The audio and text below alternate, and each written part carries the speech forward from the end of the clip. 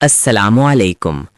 آج دورہ قرآن 6 سورۃ البقرہ کے آخری حصے پر مشتمل ہے، اس لیے اس میں معیشت پلس خاندانی نظام پلس ایمانی تکمیل تینوں کو مکمل کریں گے۔ آج کے ٹاپکس: 1. سود کی حرمت، ربا کا خاتمہ، اسلامی معاشی نظام کی بنیاد۔ 2. قرض اور دستاویزی نظام، آیت الدین، لکھت پڑھت، گواہی، مالی شفافیت۔ 3.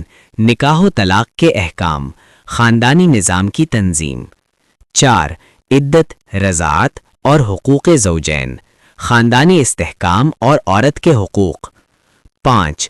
طالوت اور جالوت کا واقعہ، قیادت، صبر اور جہاد کی عملی مثال۔ 6. آیت الکرسی، توحید کی عظمت، ایمان کا نظریاتی خلاصہ۔ 7. سورۃ البقرہ کی آخری آیات، آمن الرسول وغیرہ، ایمان، اطاعت اور جامع دعا ہوں گے۔ اور لیکچر کا مرکزی تھیم: اسلامی معاشرہ تب مکمل ہوتا ہے جب معیشت پاک ہو، خاندان مضبوط ہو، قیادت با کردار ہو اور ایمان پختہ ہو۔ ٹاپک نمبر 1: سود کی حرمت، ربا کا خاتمہ۔ سورۃ البقرہ کے اختتامی حصے میں قرآن اسلامی معاشرے کے معاشی ڈھانچے کی بنیاد رکھتا ہے۔ سب سے پہلے جس چیز کو سختی سے ممنوع قرار دیا گیا وہ ہے ربا، یعنی سود۔ قرآن اعلان کرتا ہے کہ جو لوگ سود کھاتے ہیں وہ قیامت کے دن اس شخص کی طرح اٹھیں گے جسے شیطان نے چھو کر پاگل بنا دیا ہو۔ یہ تشبیہ بتاتی ہے کہ سود صرف مالی معاملہ نہیں بلکہ روحانی بیماری ہے۔ یہ انسان کے دل کو سخت اور معاشرے کو ظالمانہ بنا دیتا ہے۔ سود کی بنیاد یہ ہے کہ ایک شخص بغیر محنت کے دوسرے کی مجبوری سے فائدہ اٹھائے۔ مال کو کھینچتا جاتا ہے اور غریب مزید کمزور ہوتا جاتا ہے۔ اس کے برعکس تجارت میں نفع اور نقصان دونوں کا امکان ہوتا ہے۔ اس لیے قرآن نے واضح فرمایا، اللہ نے تجارت کو حلال اور سود کو حرام کیا ہے۔ یہ فرق بہت بنیادی ہے۔ تجارت باہمی رضامندی اور محنت پر قائم ہے، جبکہ سود یک طرفہ فائدہ ہے۔ اسی لیے قرآن نے اسے اللہ اور رسول کے خلاف جنگ قرار دیا۔ یہ الفاظ کسی اور معاشی جرم کے لیے استعمال نہیں ہوئے۔ ساتھ ہی توبہ کا دروازہ بھی کھولا گیا۔ اگر کوئی باز آ جائے تو اصل مال لے سکتا ہے، نہ ظلم کرے نہ اس پر ظلم ہو۔ یعنی اسلام انصاف کا نظام دیتا ہے، انتقام کا نہیں۔ سود کا خاتمہ صرف عبادت نہیں بلکہ معاشی انقلاب ہے۔ یہ دولت کو گردش میں رکھتا ہے، شراکت داری کو فروغ دیتا ہے اور طبقاتی فرق کم کرتا ہے۔ اگر سودی نظام غالب ہو جائے تو معاشرہ چند سرمایہ داروں کے ہاتھ میں قید ہو جاتا ہے۔ سورۃ البقرہ کے اختتام میں سود کی حرمت کا آنا اس بات کی علامت ہے کہ دین مکمل نظام ہے، عقیدہ، عبادت اور معیشت سب شامل ہے۔ اسلامی معاشرہ اسی وقت قائم ہوگا جب اس کی معاشی عدل پر ہو، نہ کہ استحصال پر۔ ٹاپک 2: قرض اور دستاویزی نظام۔ سود کی حرمت بیان کرنے کے فوراً بعد سورۃ البقرہ ایک نہایت عملی ہدایت دیتی ہے: قرض کے معاملات کو لکھ لیا کرو۔ قرآن کی سب سے طویل آیت، جسے آیت الدین کہا جاتا ہے، اسی موضوع پر ہے۔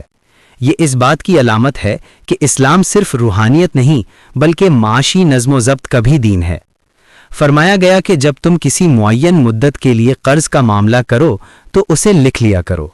ایک لکھنے والا انصاف کے ساتھ لکھے اور مقروض خود لکھوائے اور اللہ سے ڈرے۔ اگر وہ کمزور ہو تو اس کا ولی انصاف سے لکھوائے، پھر گواہ مقرر کیے جائیں۔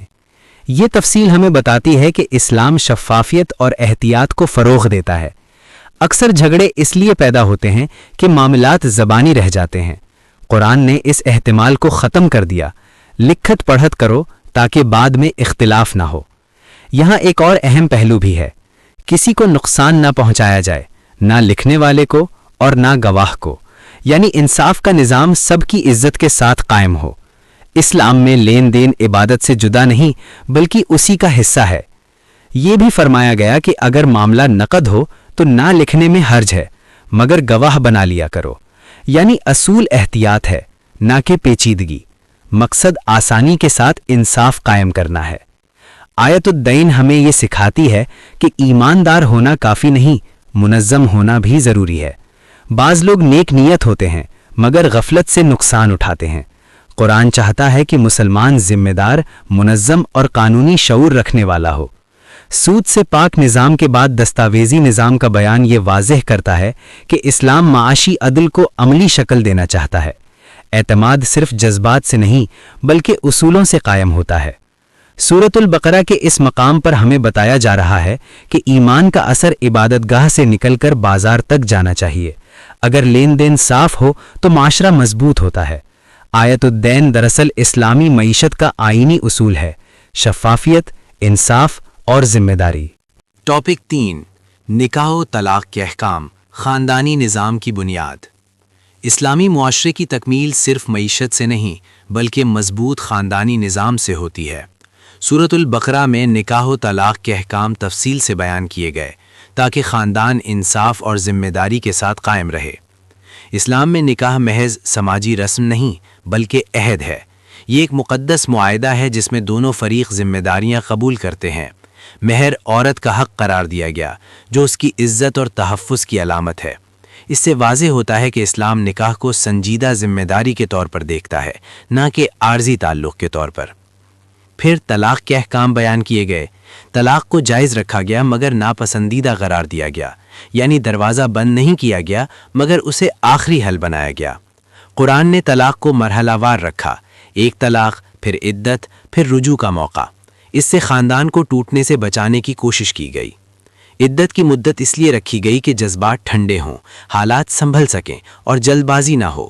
اگر اصلاح ممکن ہو تو رجوع کیا جائے، ورنہ حسن سلوک کے ساتھ جدا ہوا جائے۔ قرآن کہتا ہے انہیں بھلائی کے ساتھ روک لو یا بھلائی کے ساتھ رخصت کر دو، یعنی ظلم، بدلہ اور تذلیل کی اجازت نہیں۔ یہ بھی واضح کیا گیا کہ عورتوں کو ان کے گھروں سے نہ نکالو اور نہ وہ خود نکلیں سوائے واضح بے حیائی کے معاملے کے۔ اس سے معلوم ہوتا ہے کہ طلاق کے وقت بھی عورت کی عزت اور تحفظ مقدم ہے۔ اسلامی خاندانی نظام انصاف، احترام اور ذمہ داری پر قائم ہے۔ نہ مرد کو مطلق اختیار دیا گیا کہ وہ ظلم کرے اور نہ عورت کو بے سہارا چھوڑا گیا۔ دونوں کے حقوق اور حدود متعین کیے گئے۔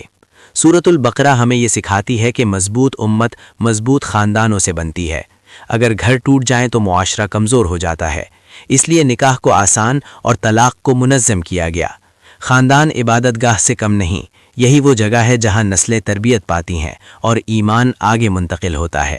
ٹاپک 4، عدت، رضاعت اور حقوق زوجین، خاندانی استحکام کا نظام۔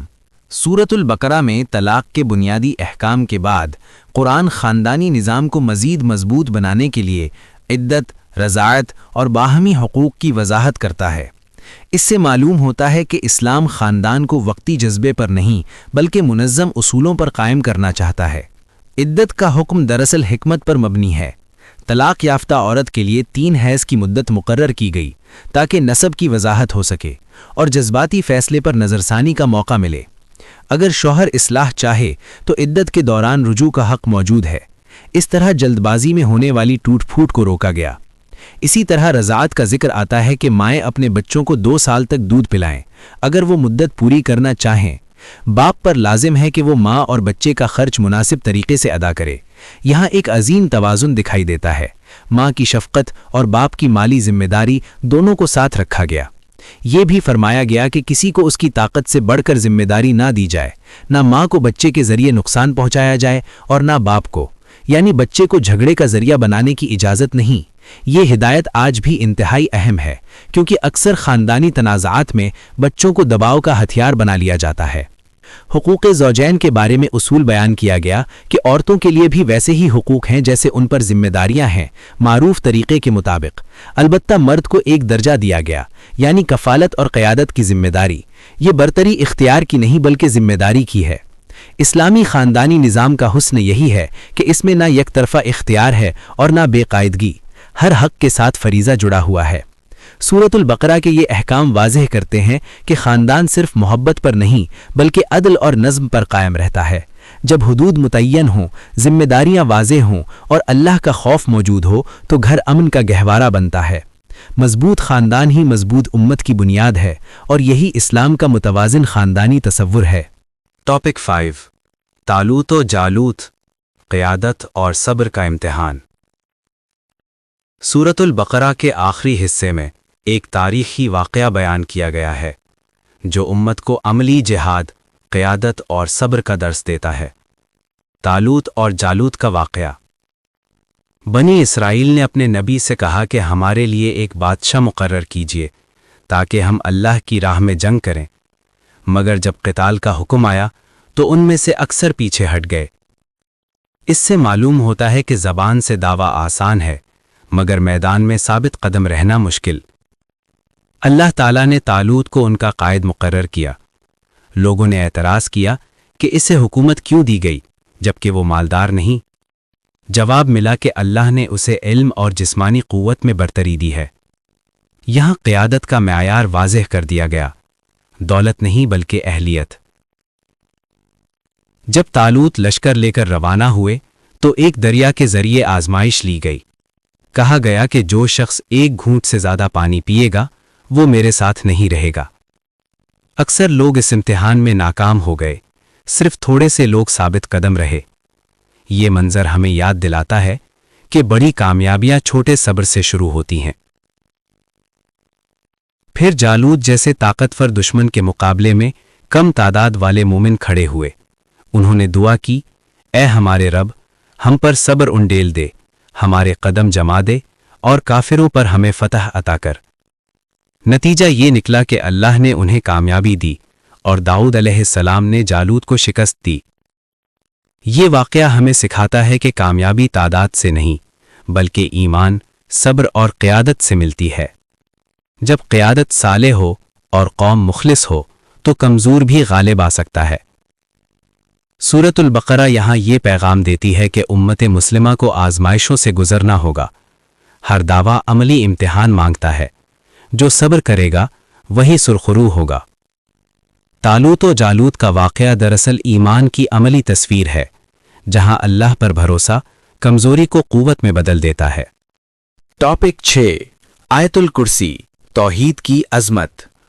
सूरतुल बकरा के अजीम मज़ामीन के दरमियान एक ऐसी आयत आती है जिसे उलमा ने कुरान की सबसे अजीम आयत करार दिया है, आयतुल कुर्सी। इस आयत का आगाज़ ही तौहीद के जामे ऐलान से होता है। अल्लाह, उसके सिवा कोई माबूद नहीं, वो जिंदा है, सबको कायम रखने वाला है। यहाँ अल्लाह की दो बुनियादी सिफात बयान हुई, अल हय्यु, हमेशा जिंदा, और अल क़य्यूम, सबको संभालने वाला। यानी कायनात का हर निज़ाम उसी के सहारे कायम है। ना उसे ऊँग आती है ना नींद। इंसान थक जाता है, हुक्मरान बदल जाते हैं, ताकतें ख़त्म हो जाती हैं, मगर अल्लाह की कुदरत मुसलसल और कामिल है। फिर फरमाया गया कि ज़मीन व आसमान की हर चीज़ उसी की है, कोई उसके सामने सिफारिश नहीं कर सकता मगर उसकी इजाज़त से। इस जुमले ने हर किस्म के बातिल अकीदे की जड़ काट दी। ना कोई शरीक, ना कोई खुद मुख्तार वसीला। वो जानता है जो मखलूक के सामने है और जो उनके पीछे है, यानी माजी, हाल और मुस्तकबिल सब उसके इल्म में है। इंसान महदूद इल्म रखता है मगर अल्लाह का इल्म कामिल और मुहीत है। आगे फरमाया गया कि उसकी कुर्सी आसमानों और ज़मीन को मुहीत है और उनकी हिफाजत उसे खकाती नहीं। ये जुमला अल्लाह की अज़मत और कुदरत की वुसअत को ज़ाहिर करता है। पूरी कायनात उसके कब्ज़े कुदरत में है और उसे कोई दुश्वारी पेश नहीं आती। ये आयत दरअसल ईमान का खुलासा है। अगर इंसान इसके मफ़हूम को समझ ले तो उसके दिल से खौफ ख़त्म हो जाए, क्योंकि उसे मालूम हो जाए कि मेरा रब जिंदा और कादिर है। वो किसी इंसान, ताकत या निज़ाम से मरूब नहीं होगा। आयतुल कुर्सी हमें तौहीद का वो शऊर देती है जो इंसान को आज़ाद, मुतमईन और मजबूत बना देता है। यही वजह है कि अहादीस में इस आयत की फजीलत बयान हुई है और इसे हिफाजत और बरकत का ज़रिया करार दिया गया है। सूरतुल बकरा के इख्तिताम के करीब इस आयत का आना गोया ऐलान है कि इस्लामी मुआशरे की बुनियाद सिर्फ कानून नहीं बल्कि तौहीद है। जब अकीदा मजबूत हो तो निज़ाम भी मजबूत रहता है। टॉपिक 7, सूरतुल बकरा की आखिरी आयत, ईमान और जामे दुआ। सूरतुल बकरा का इख्तिताम निहायत जामे और रूह परवर आयात पर होता है जो ईमान, इताअत और दुआ का खुलासा पेश करती हैं। ये आयात हैं 285 to 86। आगाज़ होता है, आमनर रसूलु बिमा उन्जिला इलैहि मिन रब्बिही वल मुमिनून। रसूल ईमान लाए उस पर जो उनके रब की तरफ से नाजिल हुआ और मोमिन भी। ये ऐलान जाहिर करता है कि ईमान सिर्फ उम्मत से मतलूब नहीं बल्कि रसूल भी इसी ईमान के साथ खड़े हैं। سب کا عقیدہ ایک ہے، اللہ، فرشتے، کتابیں اور رسول۔ اور پھر وہ جملہ جو بندگی کی روح ہے، سمعنا و اطعنا، ہم نے سنا اور اطاعت کی۔ یہ وہی اصول ہے جو سورت کے آغاز میں بنی اسرائیل کی نافرمانی کے مقابلے میں امت مسلمہ کی شناخت بنتا ہے۔ ایمان کا کمال صرف علم میں نہیں بلکہ اطاعت میں ہے۔ پھر ایک نہایت رحمت بھرا اعلان آتا ہے، اللہ کسی جان کو اس کی طاقت سے بڑھ کر مکلف نہیں کرتا۔ یہ آیت مومن کو تسلی دیتی ہے کہ جو بھی آزمائش ہے وہ اس کی برداشت کے اندر ہے۔ آخر میں وہ جامع دعا ہے جو ہر مومن کے دل کی آواز ہے، اے ہمارے رب، اگر ہم بھول جائیں یا خطا کریں تو ہمیں نہ پکڑ، ہم پر وہ بوجھ نہ ڈال جو ہم سے پہلے لوگوں پر ڈالا گیا، ہم پر وہ ذمہ داری نہ رکھ جو ہماری طاقت سے باہر ہو، ہمیں معاف فرما، بخش دے اور ہم پر رحم فرما۔ یہ دعا دراصل پوری سورت کا خلاصہ ہے۔ ابتدا ہدایت سے ہوئی، درمیان میں قوانین اور آزمائشیں آئیں اور اختتام عاجزی اور دعا پر ہوا۔ گویا پیغام یہ ہے کہ نظام مکمل ہو سکتا ہے مگر بندہ ہمیشہ اللہ کا محتاج رہے گا۔